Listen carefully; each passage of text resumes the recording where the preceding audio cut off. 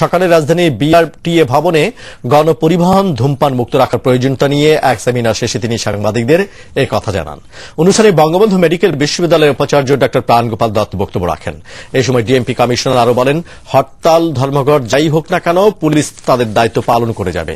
এর আগে পরিবহনকে ধূমপান মুক্ত রাখার বিষয়ে কমিশনার বলেন, ধূমপান একান্তই ব্যক্তিগত বিষয়, তবে পুলিশ প্রশাসনকে ধূমপান মুক্ত রাখলে সাধারণ মানুষ ধূমপান ছাড়তে উৎসাহিত হবেন বলেও আশা করেন তিনি।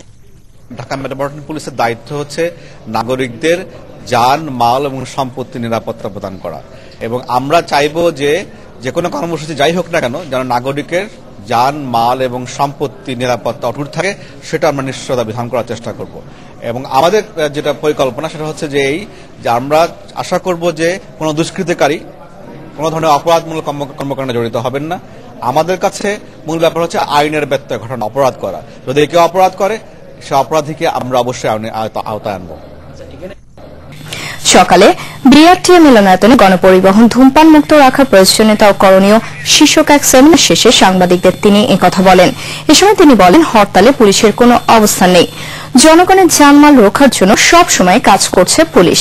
আর আইন শৃঙ্খলা রক্ষার্থে যারা আইনের ব্যত্যয় ঘটাবে তাদের ছাড় দেওয়া হবে না বলে জানান তিনি।